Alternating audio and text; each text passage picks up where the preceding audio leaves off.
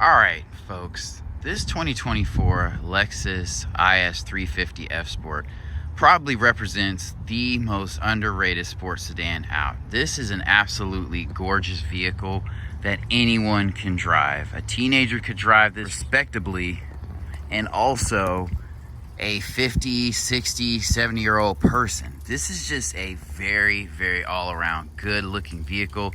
There's not a bad angle on it.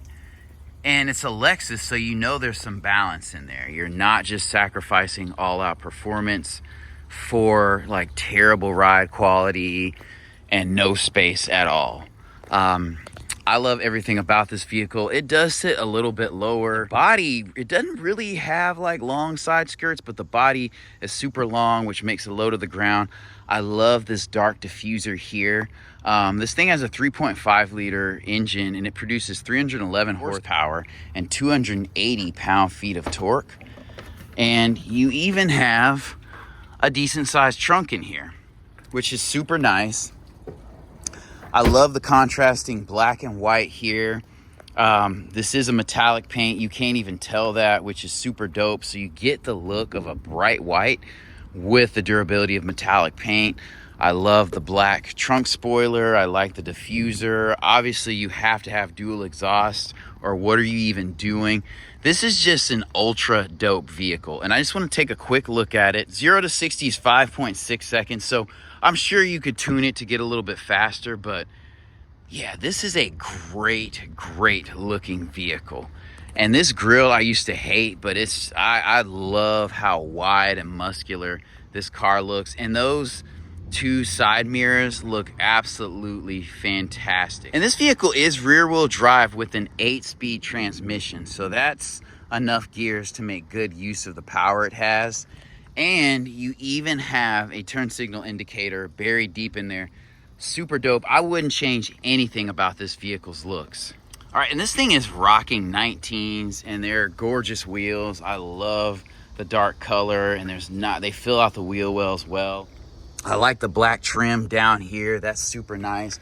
And with this door, it opens wide even for a smaller sedan, and it's quality. I love the fact that this being a Lexus, I don't even really have to try to gauge the quality of the vehicle when I'm touching stuff. I just know off the bat. This looks nice. I would like metallic trim here, but again, these switches feel quality.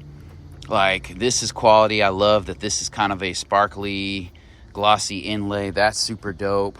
Stepping in, I don't feel like I'm sitting on the floor, honestly. Like, I think you would believe this vehicle sits lower than it actually does, but it feels good in here. You know, I would like some metallic trim on the pedals, but that's okay. I'm sure that's like a trim option. You do have paddles, and rightfully so. All right, so I have confirmed the steering wheel does indeed tilt and telescope. I will say this is not a vehicle for larger people, so any age, but if you're extra large, it might feel a little cramped, a little tight. These seats feel super grippy. Not super grippy, but okay grippy. I love the perforation. They're firm and also have a nice balance of cushion and bolstering, and they look really good without being overdone. This is like the perfect balance here. This is what I'm talking about. You're not just hopping in like a boy racer type vehicle, but it has some nice aggressive touches that kind of match the segment that it's in. I love the paddles here. The steering wheel is not the biggest, but this is as high up as it goes. So for me, it does sit a little bit low. I will say that. I won't be driving this vehicle, but just keep that in mind. Like, if you're approaching this vehicle, no, this is as high up as the steering wheel goes. So it can go lower, that's it. And it can telescope out, but it doesn't go that high at all. I would like for the tilt and telescope to be electronic, but that's okay. You have your cruise control here. You have lane keep assist. I assume radar cruise control. In the 2024 Lexus, you should, because 2024 Corolla does. You have heated seats. I would love to have heated and ventilated seats, to be honest with you. I would definitely get that. I'm shocked that you still have a CD player in here.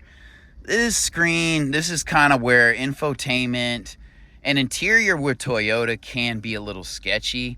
This I have no problem with. Good buttonry, love the CD player, love the buttons for the radio and all that here. Definitely dope. Even in a base model Lexus, and I know F Sport has more to do with the trim on the outside, but this is completely unacceptable. Like, I would expect this in a Toyota or a Camry, but you have to give me a bigger screen with less bezel than this. I love the clock. That's a nice touch. I love these capacitive buttons here. It's different, but it saves space. Again, they're just subtle things that I would change, but I feel like some of the execution here could be a little bit better. I'm not mad at the glittery, kind of metallic-y looking coat you have right here. It makes it not look as plain Jane or have so much piano black that you got to worry about it looking scratched up. I love the placement of the cup holders. They're doing a lot with a small space. I'm not even mad at the trackpad. It's just a screen, man. I would want like at least 70% less bezel in this day and age. I'm sorry. I'm kind of surprised you don't have wireless charging somewhere, but there's not that much room in here. You have charging options here, which I'm surprised that's not USB-C. This is kind of where Lexus falls flat on execution, and Mercedes and BMW kind of take over. This is nice. It doesn't have a ton of padding, so it is a little bit harder and not as soft as I would like it to be. I do love the stitching here. This is like a hard foam. This is some leather wrapping here. All in all, this is a very, very nice interior. All right, folks, and you want to keep in mind the roof line of this vehicle is not that tall, so if you're a taller person, maybe skip the nice sunroof. That's a good size, and go with something else. I like these clear lenses here. I don't know if this is an auto-dimming mirror. I assume it is. It looks like it has some kind of anti-reflective coating. This is a nice touch. You know, this door, you have nice door pocket things here, and everything feels solid. Guys, it's a Lexus. It's gonna feel good. These vents, very, very nice. And one thing I like about this vehicle, you open and close these this way, is that like you see a lot of old Lexus IS vehicles on the road. At least I do. But anyway, this back seat is actually functional. So this is a true four-seater vehicle. It is rear-wheel drive, but like I'm over 6 feet and I can drive in the seat there, and then I have some room here, and I can do the man spreading thing and then have another guy over here. And this back seat is comfortable. I love the perforation here. I would honestly like for this to be heated and cooled as well, but that's okay. You have mat pockets here. The door feels solid. You do have to duck down when you're getting into this vehicle. The body of this vehicle does create a little bit of a curtain, and there is not a ton of room here. So that's interesting. Like if I sit up all the way, I can almost touch the top. I do like the lighting in here. It doesn't fade in and out, but it's still pretty solid. Interestingly enough, look at this seat. Like it's touching the roof line. Definitely not a ton of space, but a great four-seater vehicle. So if you were like one person with one kid, you know, or a family of 3, you could do this all day. Or just have this vehicle in an SUV. You have enough trunk space to run, you know, and get groceries and go golf and that kind of thing. I really like this vehicle.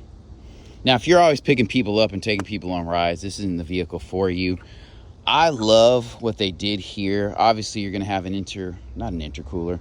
You're going to have a radiator in here, and so you have a good amount of space for airflow. You see the engine is longitudinally mounted responsibly over the axle.